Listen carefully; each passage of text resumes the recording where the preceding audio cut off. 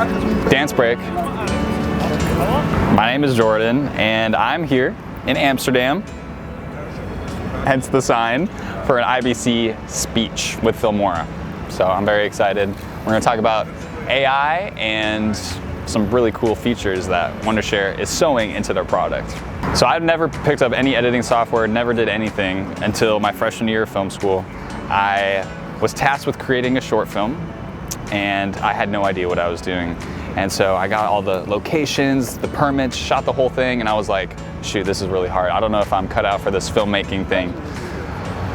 Went into the editing lab on campus, and I pulled up, some editing tutorials on the right, the editing software on the left, and I just started clumsily putting together some footage, and it was magical. It was not great, but I had so much fun adding music and, all kinds of effects, and it was so fun.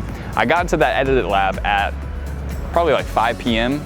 I look up after the clock after a while, and it was 5 a.m. So I literally accidentally was editing for 12 hours, and I was like, shoot, I think I could probably do this for a long time. Editing is pretty fun. And from then on, I was branding myself as an editor in film school, and I got to edit as many projects as I could, and eventually started freelance editing after college. Honestly, I think editing is the first time where you get to see the final product. When you're shooting, you don't really know what it's gonna look like at the end. So when you're editing and when you're watching it back, you're seeing the video or the film or the movie, whatever it is, for the first time ever. And so that's so exciting. It's like, wow, this is a real movie. And you're starting to see it how the audience is gonna see it for the first time. I always say that editing is the first pass at how the audience is gonna look at. The editor is the audience surrogate, essentially. So that's pretty exciting. I like to keep my videos very clean. I don't like to use a ton of transitions. I do like to create them in camera. We were talking about this, Nico. It's super fun. And so I like to make sure that my videos are frame perfect. And when I say that, I mean that I'm very, very specific on where I want to cut the film, where I want the audio to come in. Timing is everything for me. I'm a drummer myself, so I really pay deep attention to how things feel and the tempo of things. And so I would say very rhythmic and also very clean and precise. That's how I would describe my style. I honestly feel the most creative outside. Heck yeah, we're outside right now. This is awesome. Outside, I feel like I get to connect with nature, and I feel like God is like the most creative being in the universe, and He has created trees, He has created so many amazing things, and I think that's my source of inspiration. And so it's kind of a bummer that when you're editing, lots of times you think of, oh, I'm gonna be in an edit bay, I'm gonna be inside in the dark. If I could truly be the most creative, I'd be outside on my laptop, just editing away.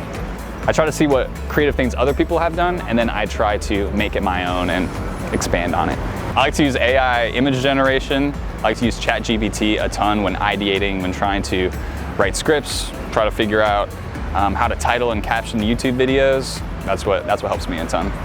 I personally like whip transitions. So what that means is just moving the camera really fast in certain areas. You could do a whip pan transition specifically in camera, where you start your camera here, transition it over, cut it in the middle of the whip, and then start another shot, start it right here and continue over, and then boom, you have a whip pan transition.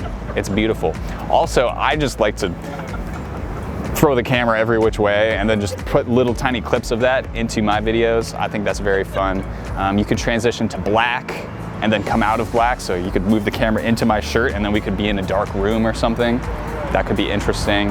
And then lots of times if you didn't get a transition in camera, there's so many that you could use in your editing software.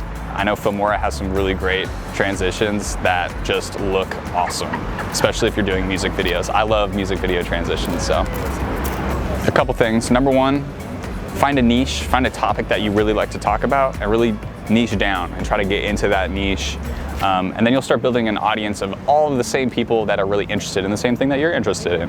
And that's very exciting. And then the other biggest thing I would focus on for Reels, for YouTube videos, is make sure you have a good intro and a hook. You want to capture people's attention soon and keep it.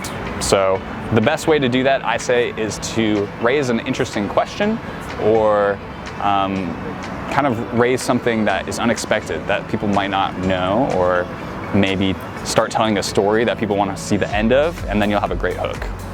You are the only you in the world. So everybody's gonna make this, like say we're all shooting a vlog, every single vlog is gonna be different. If we're all at the same location, say we were all here at IBC, we're all shooting a vlog, everybody's vlog is gonna be completely different because you're different. And so that's what's gonna make you stand out, is being true to yourself, being authentic, and using your voice and telling your story. That's honestly the best way to do it. Don't try to be somebody else, just be you.